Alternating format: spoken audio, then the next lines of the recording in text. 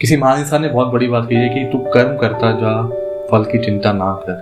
तू कर्म करता जा, फल की चिंता ना कर। एक वक्त आएगा जिस चीज की तूने निंदा भी नहीं करी होगी और वो चीज तेरे सामने होगी। Hey welcome back to my channel, it's me adviser Gini. एक छोटी सी कहानी। एक बड़े से गांव के अंदर एक बहुत बड़ी कोठी हुआ करती थी। उस कोठी के अंदर एक राजा रहते थे, लेकिन राजा काफी दिनों से एक बात सोचकर परेशान चल रहे थे, और वो बात ये थी कि एक ही वक्त पर पैदा हुए लोगों की किस्मत अलग अलग कैसे। तभी उन्होंने एक बहुत बड़ी मीटिंग बुलाई, और मीटिंग के अंदर जितने भी ज्योतिष और सारे शिक्षक सबको बुलाया और उनसे यही सवाल पूछा। और उन्होंने उस मीटिंग के अंदर जब ये सवाल पूछा तो उसमें से एक ज्योतिष खड़ा हो गया और उसने बोला कि राजा साहब, इस प्रश्न का जवाब आपको तभी मिल सकता है कि जो आप जंगल की ओर जाओ और उस जंगल के अंदर एक बाबा तपस्या कर रहे होंगे और वही आपको इस प्रश्न का जवाब देंगे। राजा ने बोला ठीक है। राजा अपने घोड़े पे बैठे और जंगल की ओर चले गए। वो जंगल की तरफ चल ही रहे थे तो उन्हें बीच में एक बाबा दिखे जो आग के कोयले खा रहे थे। वो बाबा के पास गए और उन्होंने बाबा से वही प्रश्न पूछा कि बाबा, एक ही वक्त पर पैदा हुए लोगों की किस्मत अलग अलग कैसे। तो बाबा ने बोला, ए मूर्ख इंसान, तू चला जा यहाँ से, मुझे कोई जवाब नहीं देना तेरे को।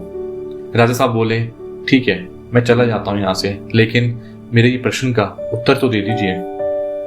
तो वो बाबा बोले, हे मूर्ख, इस प्रश्न का जवाब मैं नहीं दे सकता। तू इस जंगल में थोड़ा और आगे जा, तुझे वहां पे एक बड़ा वृक्ष दिखेगा। उस वृक्ष के नीचे एक और बाबा बैठे होंगे, वो तेरे को इस प्रश्न का उत्तर जरूर दे देंगे।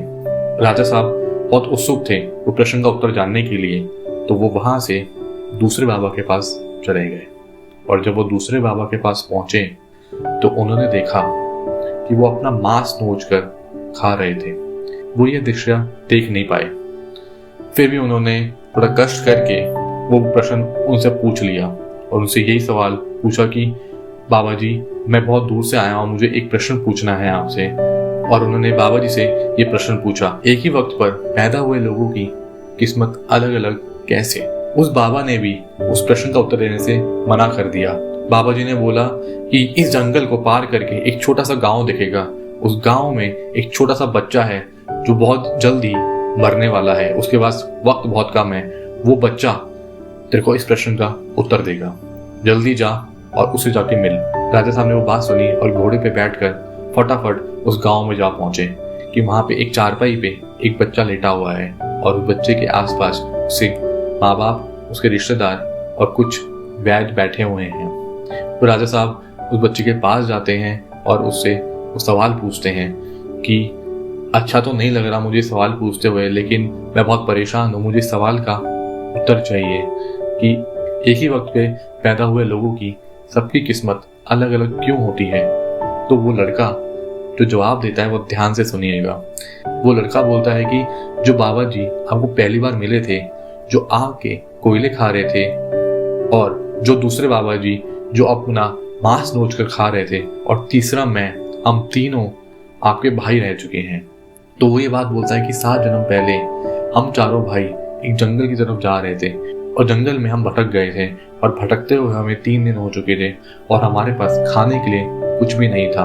और उसी जंगल में हमें एक आटे की पोटली मिली और हमने उसी आटे से कुछ रोटियां बना ली, और रोटियां बनने के बाद आपस में बांट ली। लेकिन उसी वक्त जब हम खाना खाने लगे और उस जंगल में पता नहीं कहां से एक बाबा जी हमारे सामने आ गए, और उन बाबा जी ने बोला कि मैं भूखा हूँ, क्या मुझे थोड़ा खाना मिलेगा। जो तुम्हारे बड़े भैया थे जो आग का कोयला खा रहे थे, उन्होंने उनको मना कर दिया कि अगर मैं तुम्हें खाना दे दूंगा तो मैं क्या खाऊंगा। फिर वो बाबा जी दूसरे के पास गए। दूसरा भाई वो जो अपनी चमड़ी निकाल कर खा रहा था, उसने बाबा जी को बोला कि अगर मैंने तुम्हें खाना दे दिया तो मैं क्या अपनी चमड़ी खाऊंगा। और तीसरा मैं था, जब बाबा जी मेरे पास आए तो मैंने भी उनको मना कर दिया कि मैं नहीं दे सकता। और चौथे तुम थे, बाबा जी तुम्हारे पास खाना मांगने आए और तुमने उस रोटी को आधा तोड़ के बाबा जी को दे दिया, और आधी रोटी तुमने खाई और आधी रोटी उस बाबा जी ने खाई। और उस बाबा जी ने जाते जाते तुम्हें एक दुआ दी कि तुम्हें आने वाले वक्त में तुम्हारा फल जरूर मिलेगा। एक छोटी सी कहानी बहुत बड़ी सीख देती है कि कर्म ही है जो हमारा जीवन बना सकते हैं या फिर बिगाड़ सकते हैं, और कर्म ही एक ऐसी चीज है जो हमारे मृत्यु के बाद भी हमारे साथ जाएगी। और भगवान हर किसी को मौका नहीं देता सेवा करने का। जब भी आपको मौका मिले दूसरी की सेवा करने का तो जरूर सेवा करें। क्या पता, ना जाने कौन आपको कब दुआ दे जाए और जिससे आपका सारा जीवन सुधर जाए। तभी तो कहता हूँ, मदद करते चलिए, खुशियां बांटते चलिए। मैं फिर हाजिर होऊंगा एक नई कहानी के साथ मेरे यूट्यूब चैनल पे। हर रविवार, हर बुधवार देखना ना भूलिए एक नई कहानी यूट्यूब चैनल पे, मेरे फेसबुक पेज पे और मेरे इंस्टा हैंडल पे। अगर पहली बार मेरे यूट्यूब चैनल पे आए हैं तो प्लीज़ सब्सक्राइब करना ना भूलिए, और अगर वीडियो पसंद आया हो तो प्लीज़ शेयर कीजिए अपने दोस्तों के साथ और अपने रिलेटिव्स के साथ। मैं फिर मिलूंगा, ध्यान रखिए अपना। Bye bye.